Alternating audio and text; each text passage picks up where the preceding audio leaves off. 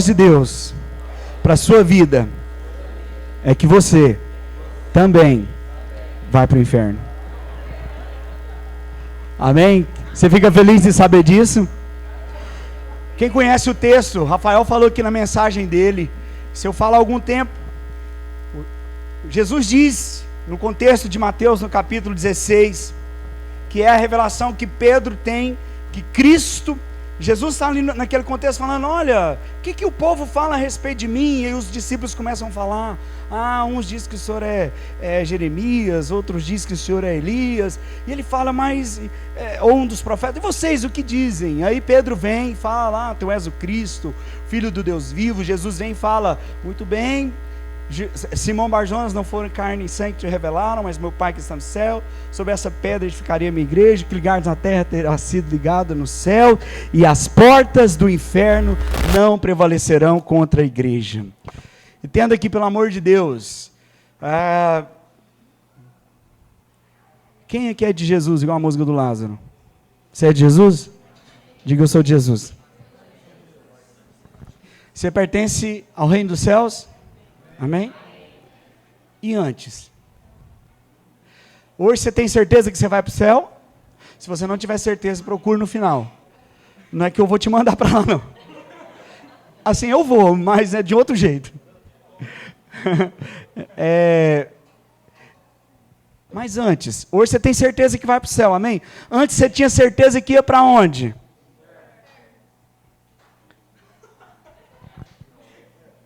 Pior que é o seguinte, nós não íamos para o inferno, a gente estava lá, irmãos.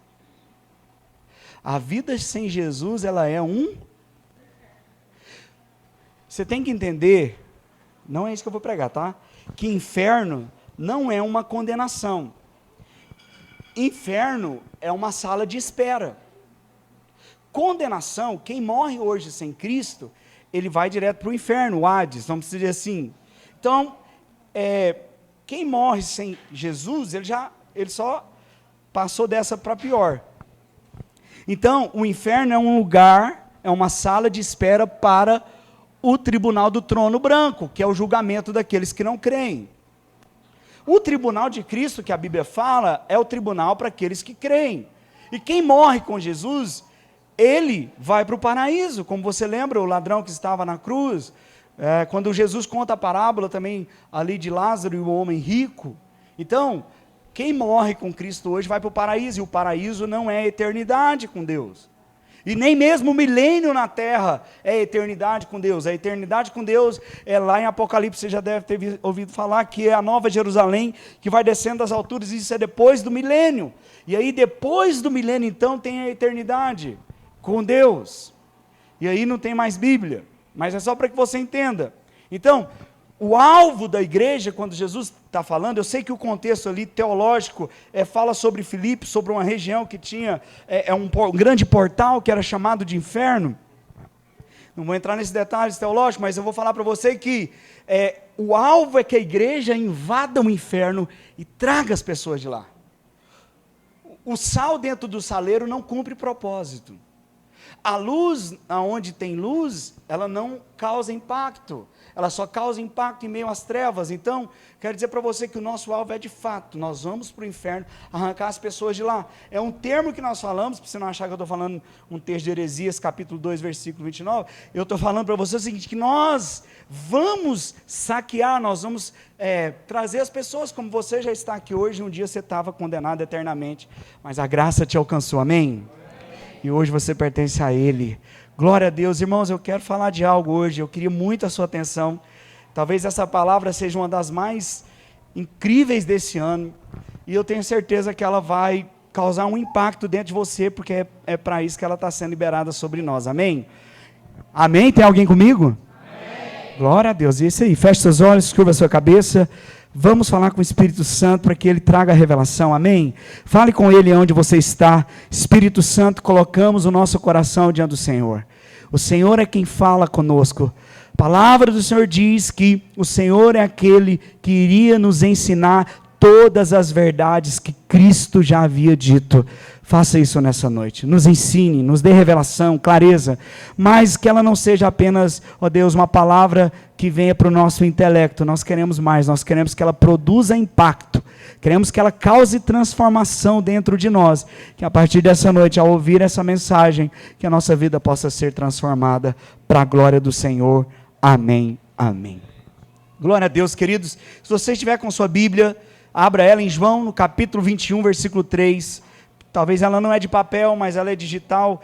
Clique aí no livro de João, capítulo 21, versículo 3.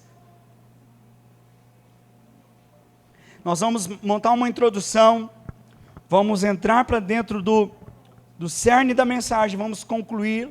Então é uma mensagem bem inspirativa mesmo. João, capítulo 21, versículo 3, diz assim: Disse-lhes Simão Pedro: Vou pescar. Disseram-lhe os outros: Também nós vamos contigo. Saíram e entraram no barco, e naquela noite nada apanharam. Olha para cá, queridos. O título da minha mensagem nessa noite é Recomeçar com Deus. Você sabe, eu vou rapidamente passar pelo contexto desse capítulo aqui do Evangelho de João. Jesus já havia sido morto e ressuscitado, e já havia aparecido para os discípulos 2 vezes. No capítulo 21 aqui, nesse contexto, que Jesus vai aparecer logo em seguida, é a terceira aparição de Jesus para os discípulos depois da ressurreição.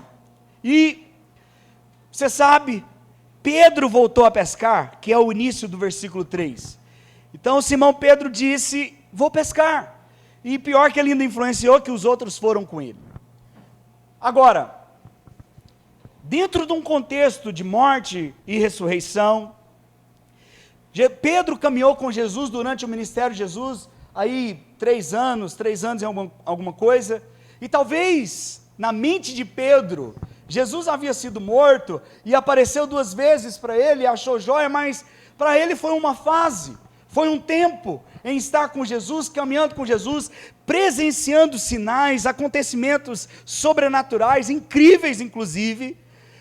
Pedro esteve a todo tempo junto com Jesus, era um dos que estavam mais próximos, assim como Tiago e João. E agora Pedro, depois da morte de Jesus, volta a pescar. Se você está lembrado, conhece um pouco dos evangelhos, sabe que Pedro foi encontrado para o ministério, não que foi a primeira vez, eu não acredito que aquele encontro de Pedro com Jesus no barco, naquela pesca maravilhosa, foi o primeiro encontro, porque Pedro pescava na região da Galileia, e a região da Galileia é uma cidade portuária, Belém não era, então provavelmente Jesus levava os seus produtos ali, que ele produzia para vender nessa região, então provavelmente Pedro já tinha visto Jesus. Mas para o ministério, Jesus entra no barco e fala para Pedro jogar a rede. Ele tinha pescado a noite inteira e não tinha pegado nada, e Pedro joga a rede e pega muito peixe. Eu estou dando aqui montando um pano de fundo para você entender. E Jesus fala para Pedro: vou te fazer pescador de homens. Não é mais, você não vai pescar mais peixe. Agora eu tenho um chamado para a sua vida, um ministério, um propósito para você. Você está aí pescando, mas você vai pescar homens. E Pedro, então, ali nessa experiência incrível, larga tudo e vai seguir Jesus juntamente com o seu irmão, que é André. E Pedro caminha e tem essas experiências e coisas incríveis acontecem, até mesmo a morte de Jesus. Um pouco antes ele chega a cortar a orelha de um soldado que veio para prender Jesus. Jesus cura aquele soldado, a orelha volta para o lugar, mais uma experiência incrível. Pedro acaba negando Jesus logo em seguida, 3 vezes. E Pedro estava debaixo talvez de uma culpa muito grande. Cara, eu falei para Jesus que eu ia com ele, que nada ia acontecer com ele, e que eu estava com ele até o fim, mas ele negou Jesus 3 vezes com medo da morte. E Pedro agora talvez refletindo sobre isso, volta a pescar. Pedro, presta atenção agora porque você vai entender o que eu quero falar. Pedro, quando vai recomeçar, ele vai recomeçar não segundo a vontade de Deus, mas ele vai recomeçar segundo a sua própria vontade.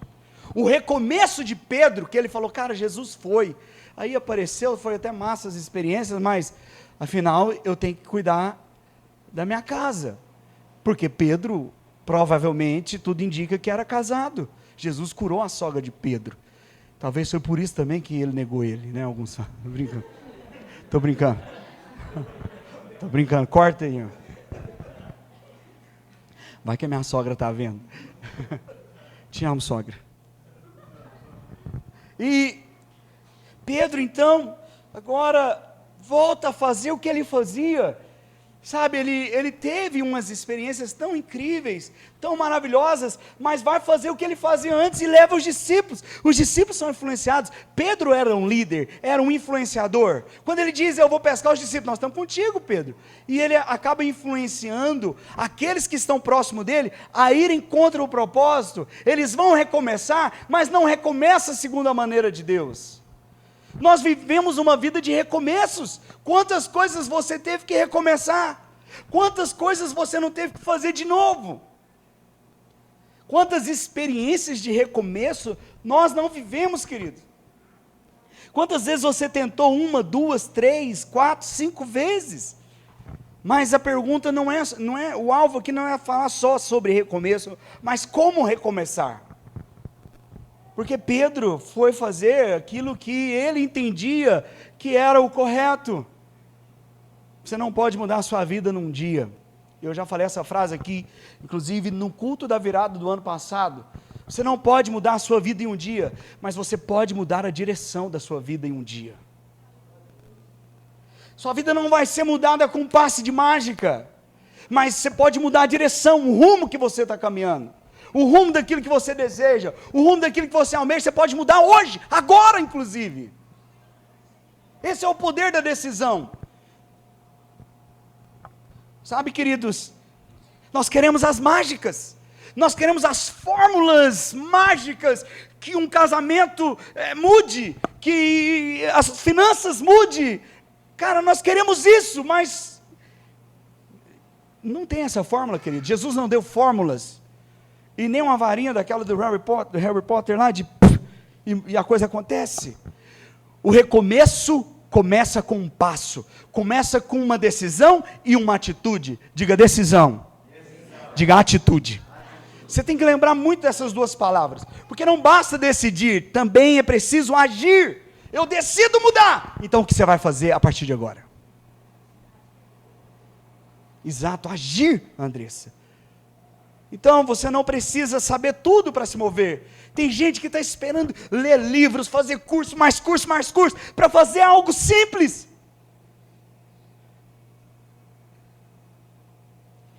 Você quer que algo, o seu casamento mude? Muda você. Nós não entendemos, irmãos, que o segredo para a mudança de vida está na nossa transformação. Se você for transformado, tudo à sua volta vai ser transformado. E pare de querer, um governo faz isso, um patrão faz isso, o filho faz isso, o cônjuge faz isso. Faça você,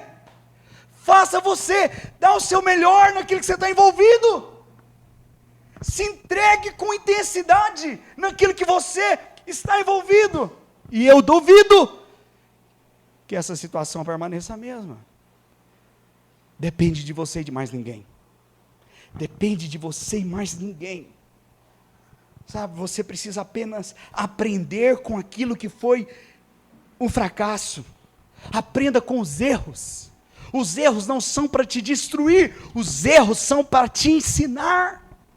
Quem entendeu o que eu falei?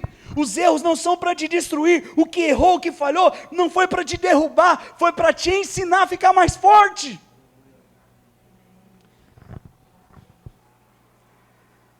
Sabe, amados, seu conhecimento pode te levar à sabedoria, mas somente as suas atitudes podem gerar transformação.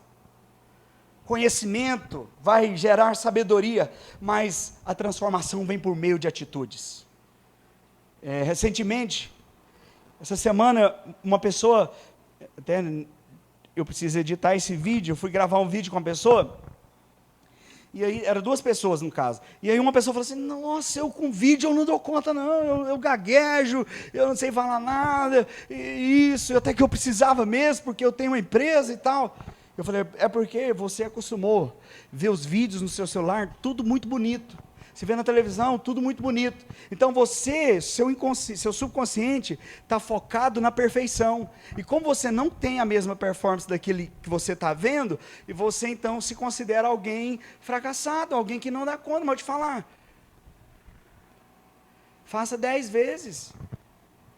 Eu falei com perdão da palavra, faça merda, muita merda, e transforma as merdas em adubo. E elas vão produzir crescimento na sua vida. Não tem que ter medo. Por que você está preservando tanto a sua imagem? Por que as pessoas não podem ver que você gagueja, que você falha, que você é isso? Porque se nós temos medo das pessoas nos verem assim, muito amor e carinho, irmãos. Mas isso é um pouco de hipocrisia. Porque a gente quer preservar, quer mostrar uma imagem de perfeição. Quem aqui é perfeito? 5 minutos para você gravar um vídeo agora. Credo, hein? Que a palavra do negócio é para praticar, irmão. É forte. Gagueja. Põe na rede social lá, sai. Como é que foi o primeiro vídeo, Elton? Primeiro vídeo nós cantando. Não aprendi a dizer adeus. Fui apresentar na escola, junto com ele, cantando a música do Leonardo. Irmãos, desse jeito assim, ó, a menina filmando. Oi, gente. A menina tocou o violão, eu entrei assim, ó, não tenho nada pra... Irmãos, eu saí, eu errei a música. Eu saí, fui lá, quase chorando, você lembra? A menina da escola, o diretor chegou lá, não, calma, fica assim não. Eu sei o que eu estou te falando, querido. Eu vivi tudo isso. Eu tive a primeira vez que eu fui pregar, eu preguei 50 vezes no meu quarto, provavelmente, me vendo ali, e não saiu nada do jeito que eu tinha programado. Ei, você prefere ficar parado, ou vai fazer alguma coisa para que haja mudança? Não deu certo? Faz de novo. Recomeça isso. Não precisa de eu errar dessa maneira, eu posso fazer diferente. Mas não pare! Tem gente que começou, mas desistiu. Aonde talvez você já era para estar, mas porque você desistiu, você ainda não está lá. Quantos, em quantas áreas? Quantos não desistiram de casamento? Quantos não desistiram de trabalhos, de empreender, porque veio o dia difícil, porque errou, porque deu errado? Não basta, a sabedoria sem a atitude não gera transformação. Só te faz ser um cabeçudo, muito bom com as palavras. Conversando com a Andréia essa semana, e falando, amor, e o que eu compartilhei no discipulado, falei, recentemente eu disse, cara, qual é a dificuldade que nós temos na Hebron? Porque nós temos conhecimento. É a atitude. Ficar enchendo a mente de conhecimento sem uma prática, vai produzir em nós pessoas soberbas, se achando melhor do que o outro porque conhece. Não estou interessado em você saber. Por isso que nós batemos sempre na tecla, tentando instalar um gatilho, que é viver igreja, não é ir para a igreja, é viver, e começa na sua casa, com a sua família, no seu trabalho. Porque só um momento aqui, assim, comparado a uma semana inteira, não, a transformação é lá. Que eu e você sejamos homens e mulheres sábios para agirmos. Recentemente nós fizemos um curso de casais, foram 4 semanas. Quem fez aqui o curso de casal? Foi uma benção, irmãos? Foi uma benção? Não levanta a mão. Quem aqui que fez o curso de casais, 4 semanas, 4 exercícios, quem fez 50% dos exercícios? Não levanta a mão. Agora nós queremos um casamento muito diferente. Quem é que não quer um casamento diferente? Não, você não quer, querido. Você quer que seu cônjuge mude. Está na cara. Quando eu não me disponho a fazer algo, o problema é o miserável desse marido, não vale nada, preguiçoso. Entende, amados? Sabe, o cerne da minha mensagem é isso aqui, ó. O nosso inimigo nesses dias se chama, diga comigo, distração. Esse é o inimigo nesses dias. E distração não é ficar sem fazer nada. Eu não estou dizendo de ser algo passivo.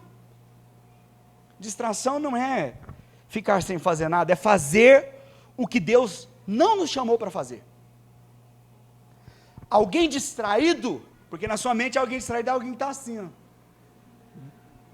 ó. Né? Voando. Não, distraído é que ele está com foco no lugar errado, naquilo que Deus não chamou para ele estar focado.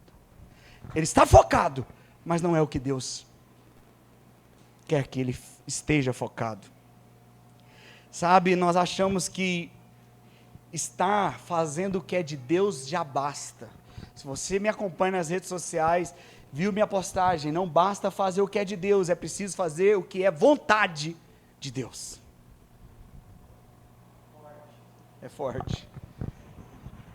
Diga para o seu vizinho então, se é forte. Diga para ele, não basta, não diga que é forte não, diga para ele assim, não basta fazer o que é de Deus. É preciso fazer a vontade de Deus. Sabe por que nós queremos fazer o que é de Deus? Porque é fácil. Boas ações, dá uma cesta básica, é ou não é algo de Deus? Amém? Não falar palavrão, não xingar, é ou não é de Deus? Isso é tranquilo, irmãos. Amar a sua esposa igual Cristo amou a igreja, é ou não é vontade de Deus? É forte. Submeter ao seu marido, é ou não é vontade de Deus? Não, está em heresias aí.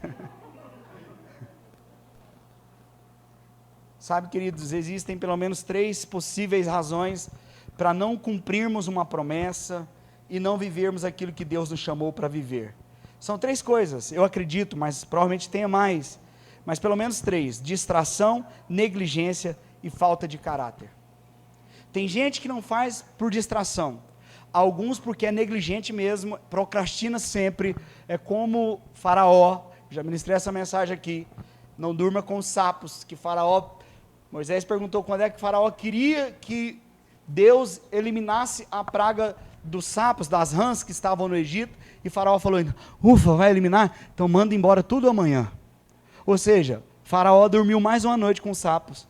Se ele fala, quer que Deus mande embora agora, mandaria. Mas ele falou, amanhã então manda tudo. O que isso quer nos ensinar? Deixa tudo para amanhã. Amanhã eu vou para a academia, amanhã eu malho, amanhã eu começo o regime, amanhã eu vou ser um marido diferente, amanhã 2022 ninguém me segura, que eu vou emagrecer, e eu vou ser outro cara. Amanhã! Esperando, uma galera esperando virada de ano. Para mudar.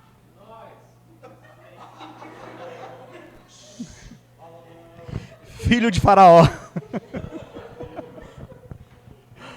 Meu Deus! Até quando, irmãos? Até amanhã, né?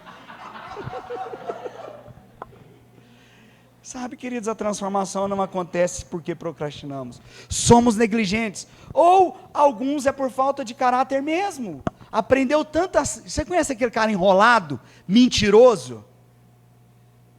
O pior é porque tem muito crente nesse balaio goiano. Misericórdia, irmãos. Mas eu quero falar rapidamente sobre a distração. Porque a distração, amados, ela vem vestida de um ego camuflado. É o ego que está camuflado. Sabe, a distração é da necessidade, é até uma necessidade, mas é de priorizar aquilo que me mantém na vitrine.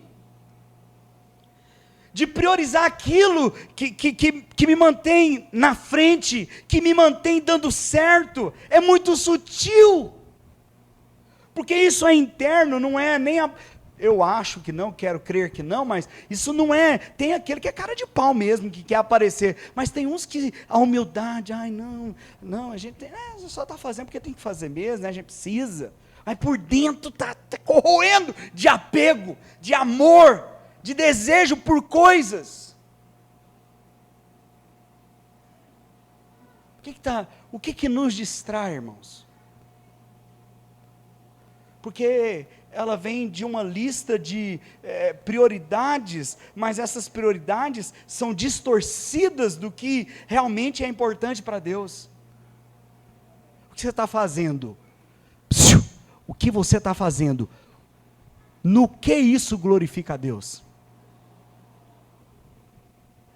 Foi com Ele que você conversou antes de estar fazendo? O projeto de vida, ni que vai glorificar a Deus? Ou estou pensando primeiro no meu resultado, ni que vai dar certo? Nossa, em 2022 eu vou economizar, eu vou trabalhar mais para ganhar mais, eu vou arrumar outro emprego, eu vou isso, eu vou aquilo. Para quê, irmão? Para que você quer ganhar mais dinheiro? Tem um tanto de gente que ganha muito dinheiro e é infeliz, porque está fazendo muito, e tem muito dinheiro, mas é um miserável. Você quer ser um miserável? Você quer ser um miserável? Você não quer ser um miserável, mas sabe como ser um miserável? Dedique sua vida naquilo que Deus não te chamou. Você vai ter muito sucesso, mas vai ser um miserável.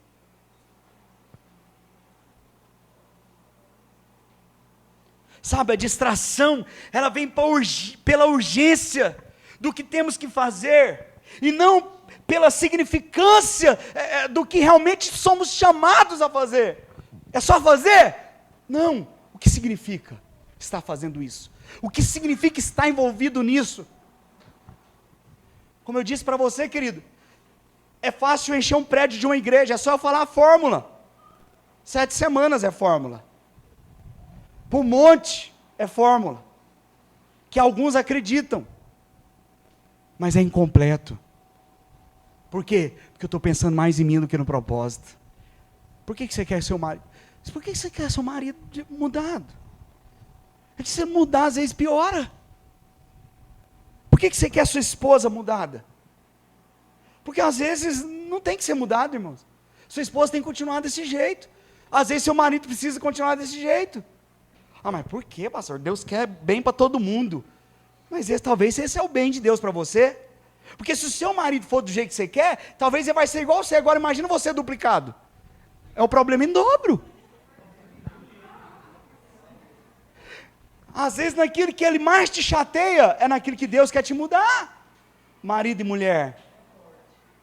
É forte. Por isso que a gente estabelece um padrão de esposo e de esposa, e queremos que ele ou ela se enquadre nesse padrão, mas a pergunta é, qual é o padrão de Deus? Porque talvez essa é a maior ferramenta que Deus está te dando, é o seu marido desse jeito, enrolado, você pede para trocar uma lâmpada 2 semanas, tem alguma coisa assim de gênero também, entendeu? Lá em casa não é assim não. Minha esposa está aqui, irmão. Lá em casa é 3 semanas. Fala assim, irmã, Deus está te testando, irmã. Deus está te testando, sua paciência. Entende, amados? Aqui é o que nós queremos, mas nós precisamos da oposição. Nós precisamos de que o nosso cônjuge seja diferente. Eu já falei isso aqui. Não queira o seu marido do jeito que você quer, não queira a sua esposa do jeito que você quer, queira o seu cônjuge do jeito que Deus quer. Às vezes mas pastor, não entra na minha cabeça, Deus quer esse homem me atazanando. Eu vou te falar uma coisa, e dependendo vai piorar. Irmãos, uma coisa que a gente é muito boa é estragar os outros.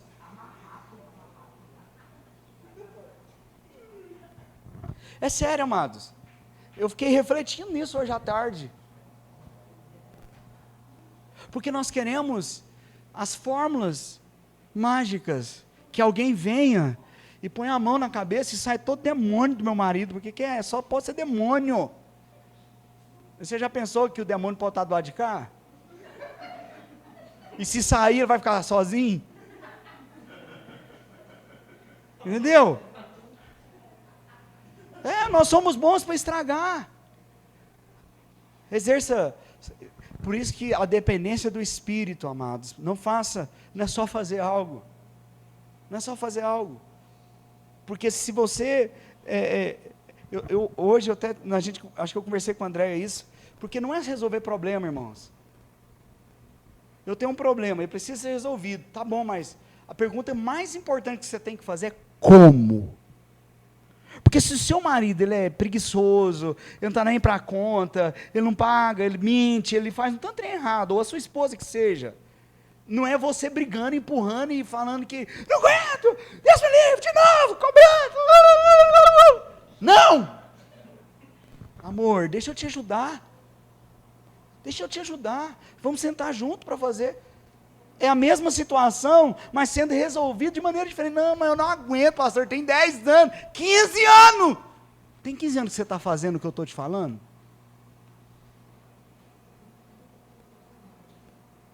Irmão, você também que é sutil, é um exemplo corriqueiro, porque marido é tudo esquisito mesmo. Esposa também é. Graças a Deus. Por isso que noivo, noiva, casamento, irmãos, é Gênesis, Apocalipse. Não vou entrar no mérito. Testamento, novo e velho, testamento se lê em família. Irmãos, pelo amor de Deus, veja a Bíblia. A maior experiência da Bíblia está dentro da sua casa. Você quer viver o que a Bíblia diz? Viva lá na sua casa. O céu não é num culto apenas, é na sua casa. Porque você já tem uma esposa, noiva, igreja. Você já tem um marido, Jesus. Jesus a me ensina a orar, chama Deus de Pai. E Ele é Filho. Irmãos, família de novo. E viu Deus que o homem estava só. Eu vi um vídeo de um leão abraçando uma leoa. Aí, o vídeo era assim. Aí que Deus teve a ideia de fazer a Eva. Que era como se, eu vi Adão olhando, falando, que massa, o jeito que eles fazem. Eu não tenho ninguém. Aí Deus viu que o homem estava só. Adão, peraí, vou resolver sua parada. Tirar sua paz agora. Tô brincando, irmãos. Brincadeira. Você vai parar de ser telespectador, vai ser protagonista. Você não vai ficar só assistindo, não. Sabe, irmãos? Se os meus resultados não são capazes de levar as pessoas, quem estava me acompanhando hoje viu que eu postei essa frase também, se os meus resultados não são capazes de levar as pessoas para mais próximo de Deus, sou um fracassado bem-sucedido. Se os seus resultados não impactam alguém para ele se aproximar mais de Deus, você pode até ser bem-sucedido, mas é um fracassado bem-sucedido. Por quê? Porque você está vivendo o que é seu e não o que é de Deus. Eu faço a pergunta, como eu falo sempre aqui, irmão, é para quê? O que vai afetar o reino? Você casar. O reino vai ser afetado com o seu casamento? O reino vai ser afetado você ganhando mais dinheiro? O reino vai ser afetado você sendo mais bem sucedido profissionalmente? Irmãos, com essa profissão? Porque senão, irmãos, a gente não está vivendo um reino do céu, a gente está vivendo um reino da terra, pensando na gente. Irmãos, eu sinto te dizer.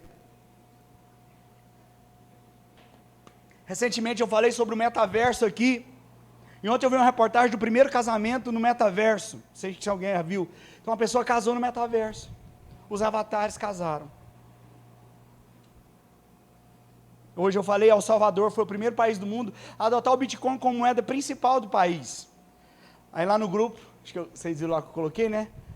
É bem possível que daqui a uns tempos o presidente do El Salvador é alguém do metaverso, é um avatar, ou é uma inteligência digital aí. Tem muita coisa, irmãos, eu vou morrer, irmãos.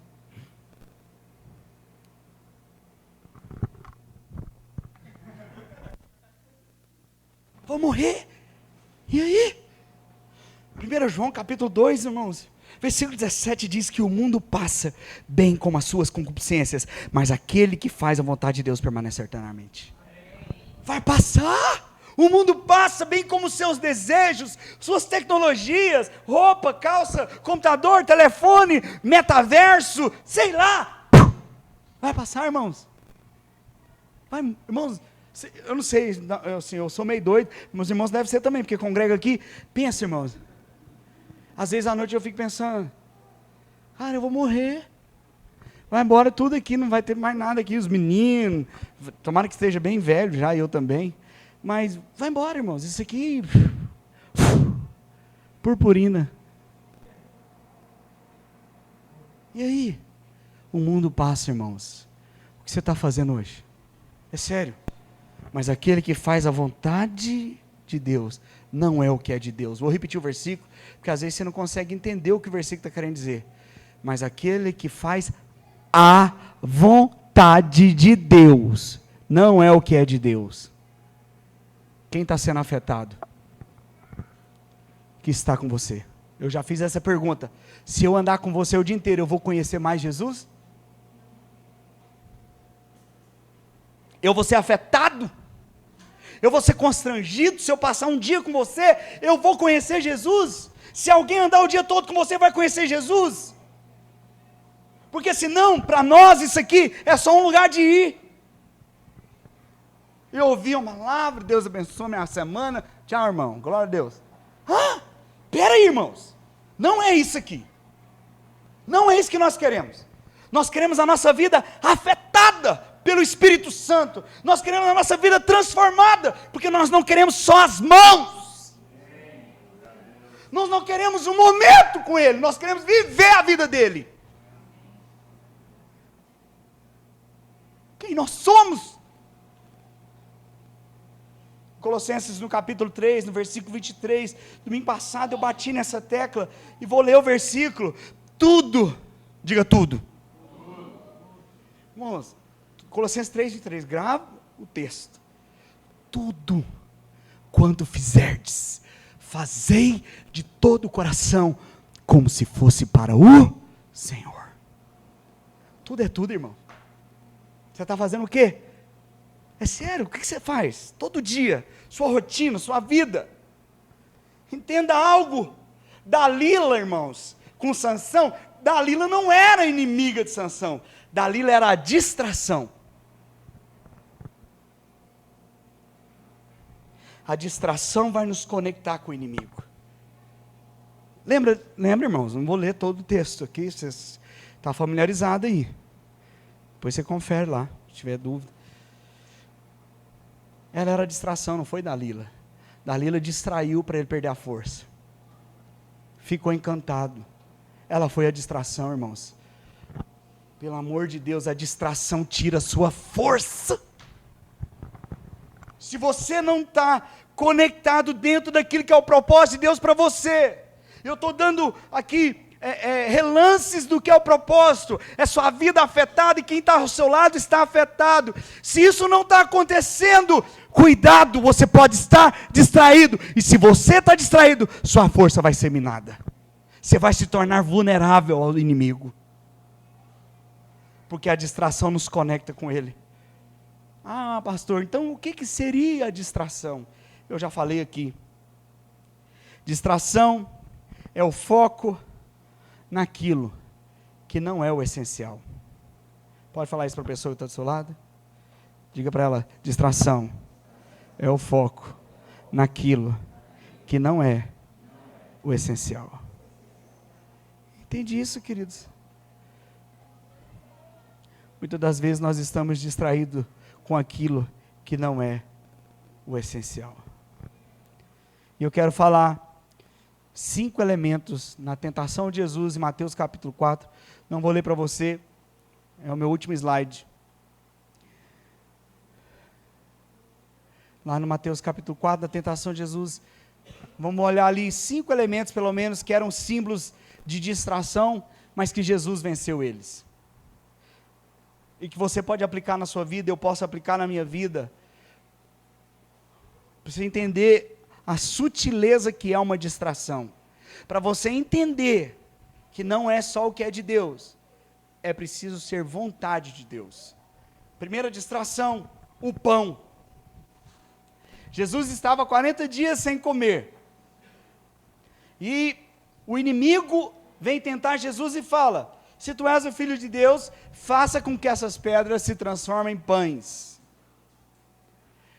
O pão, ou a necessidade de se alimentar, era uma distração para levar Jesus a sair fora do propósito. E o pão, para mim e para você, pode ser o poder econômico, ou uma necessidade financeira que todos nós enfrentamos. Vou te falar algo, querido, e esse é o primeiro ponto. Essa é uma área que nós facilmente podemos ser distraídos, porque é necessidade. Trabalhar mais para ganhar mais. Tem que sobreviver, eu tenho que comer, então Deus me abençoa para que eu ganhe mais. E eu me distraio em busca de ganhar mais, ou de ter um melhor salário, ou de ter uma melhor renda, ou de em busca de uma estabilidade financeira, para depois me conectar ao propósito de Deus. Para tudo, irmão. Coloca tudo no lugar só, mais fundamentado. Trabalhe, mas trabalhe debaixo do propósito.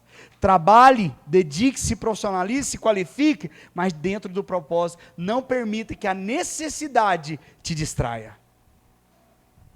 Porque a necessidade facilmente pode te distrair. E você vai fazer o que você quer, o que você precisa, mas não vai fazer o que é a vontade de Deus. Cuidado. Segunda coisa que pode nos distrair: o diabo. Como? O diabo. Você precisa lembrar o tempo todo que você tem um adversário. Agora, por favor, você vai estar atento para isso, mas não vai se concentrar nisso. Amém? Esteja atento o tempo todo que você tem o inimigo, mas não concentre no inimigo, concentre em Deus. Nós invertemos, nós concentramos no problema. Eu tenho Deus, amém, mas olha o tamanho do problema. Ei, inverta. Esteja atento, nós temos um adversário, temos um inimigo, mas a sua concentração está na palavra de Deus, no que Ele diz. A gente se desespera, irmãos, a gente sai fora e fica no meio da tempestade desesperado, igual Pedro. Não! Sujeitai-vos, portanto, a Deus, mas resisti ao diabo, e ele fugirá de vós. É o texto de Tiago. Nós nos sujeitamos ao diabo e resistimos a Deus. O que o diabo fala pesa mais do que o que Deus fala. Se tem uma palavra de fé, você sai daqui animado. Amanhã alguém fala: você não vai dar conta de pagar aquilo não. Onde você vai arrumar dinheiro? É verdade. Foi tão bom o culto ontem. Meu Deus, irmão. Olha o tanto que é sutil. Eu estou te mostrando coisas práticas que são sutis e que influenciam a nossa vida e que nos impede de viver aquilo que Deus tem para nós. Nós nos entregamos.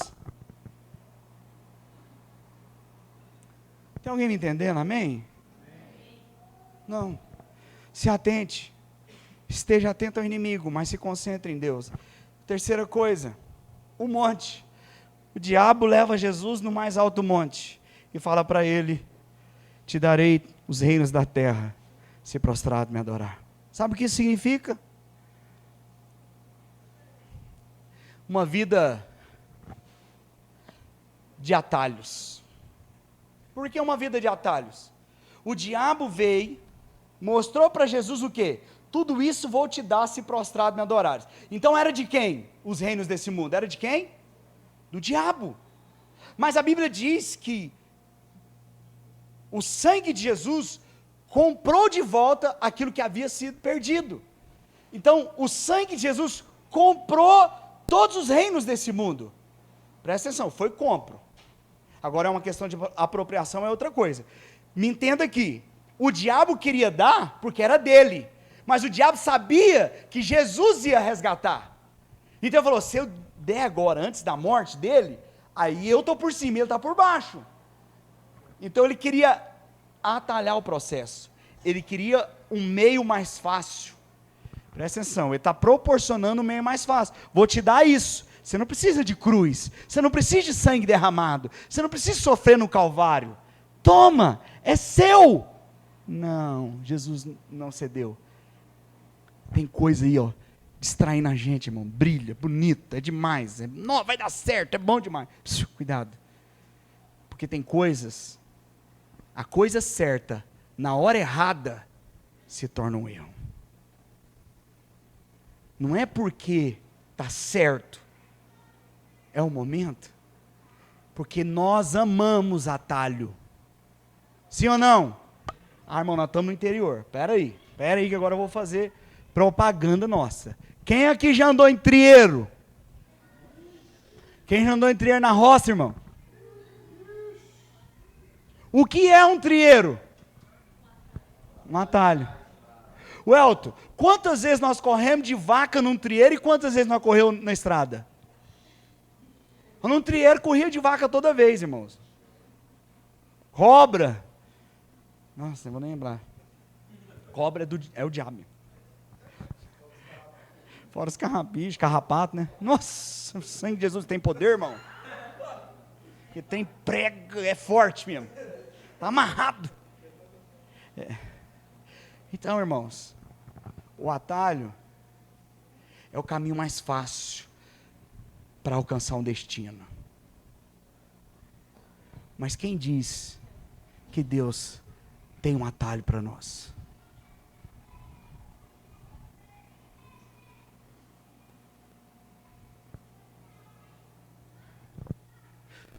Se o seu cônjuge mudado, corre o risco de você permanecer o mesmo. Então é melhor ter ele desse jeito, porque você tem a oportunidade de ser outra pessoa. Por que a gente quer? Não, para aí, só está nós aqui hoje, amém? Então aqui é de boa. Você tem ideia do índice de divórcio no Brasil? Você tem ideia do índice de filhos criados com pais separados? Você tem ideia de que praticamente 90% é porque percorreram atalho? Eu não aguento, tem que casar. Você é muito lindo. Vamos casar. Peraí, espera. Deixa ele dar uns gritos com você primeiro aí. A hora que ele te der um coice dos brabos, porque senão você vai chamar de cavalo dentro do casamento. É bom você ver o cavalo agora. Quando você for relacionar, fala, você dá coice? Não, então pula fora. Não, eu não quero quem não dá coice, não. Pelo amor de Deus, quem está me entendendo? Eu quero quem dá coice, porque eu vou domar ele. Irmãos, diante de Deus, irmãos, entenda isso que eu estou te falando.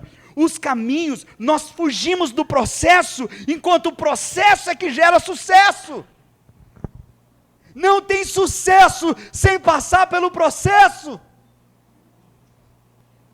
Nós queremos as fórmulas, porque queremos evitar os processos, porque queremos o atalho. Fala para o irmão, não vai para o atalho. Fala para ele, não vai para o atalho. Pelo amor de Deus. Vai, irmão, tem carrapicho, tem carrapato, tem vaca chifruda que investe. Não é esposa, não. Tem boi bravo. E não é o marido. Parece, só parece, tem hora. Mas não é não, pela fé. E quarto e penúltimo ponto. O deserto. E o deserto é exatamente o processo, irmãos. 40 dias. Jesus caminhou 40 dias no deserto. E muita gente se distrai no meio do deserto. Entenda o momento que você está vivendo e passe de fase. O deserto não é um lugar para você ficar, é um lugar para você passar. Entende isso? Agora, não tem como evitar o deserto. O deserto vem. E o deserto é necessário. O deserto nos expõe. O deserto faz você se ver. Mas se você não passa de fase, você permanece no deserto e morre lá. Porque aí você tem que lembrar aqui do Êxodo. Aquele povo que saiu no Egito, não era para eles ficarem no deserto. O deserto era o caminho até Canaã, mas aquela geração pereceu no deserto porque não passou de fase, não creu. O deserto vai manifestar para testar a sua fé. Se você escuta mais a serpente ou se você escuta mais Deus. E última coisa, e essa tem que me segurar. O que nos distrai, pelo amor de Deus, irmãos, é terrível falar um negócio desse, mas o templo é uma distração. Ah, pastor, mas o que o templo significa? O templo significa o sistema religioso.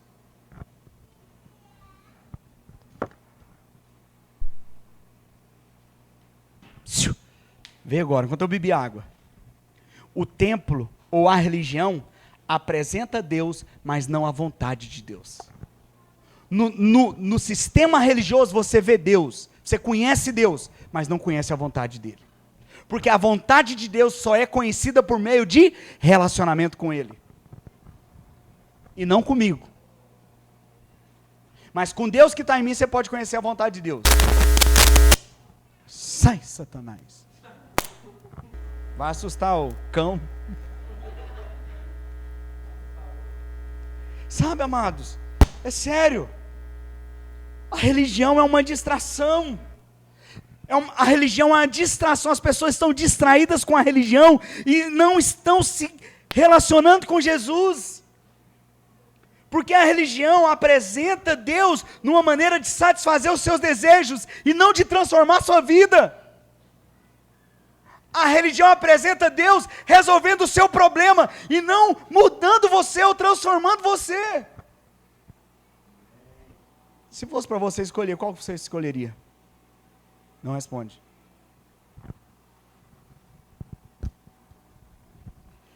Pensa comigo, irmãos. Eu estou concluindo a mensagem. Mas pensa comigo. Alguém te apresenta, sei lá, peça no seu problema aí. Alguém aqui tem algum problema, alguma situação para ser resolvida? Não? Vai em paz, irmão.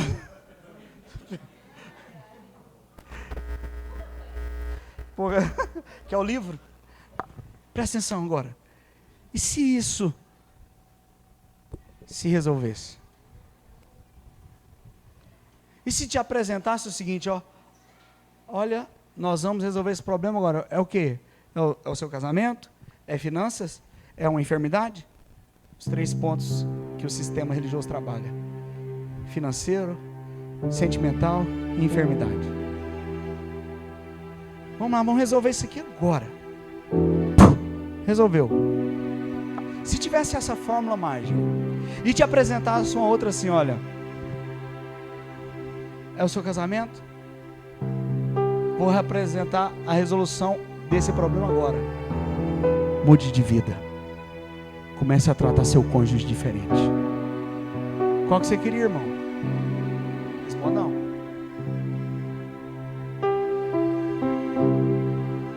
Eu sinto muito, mas nós não temos essa mensagem de forma mágica, porque eu não vejo nos evangelhos, mas eu vejo nos evangelhos, eu vejo na vida de Jesus e nos apóstolos, que Ele transforma vidas. Quem tem vida transformada, tem resultado transformado. Quem tem vida transformada, tem um maior milagre, irmãos. Porque multiplicar pão e peixe, irmão, Jesus vai multiplicar pão e peixe, vai. Mas a minha pergunta para você é o seguinte, olha para mim aqui, aonde estava, diante de Deus, aonde estava quem experimentou dos pães e dos peixes multiplicados, na hora que Jesus estava sendo crucificado?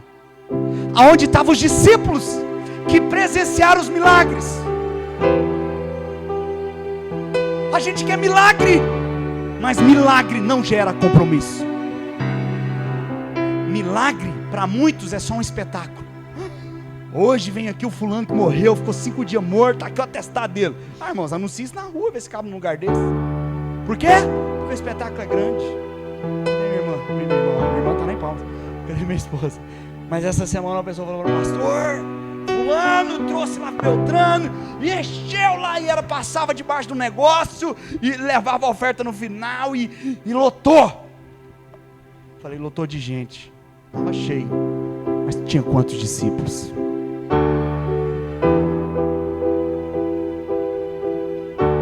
Sabe quem são os discípulos? Homens e mulheres transformados. Você nunca fez a pergunta, não? Quantos pães foram multiplicados na vida de Pedro?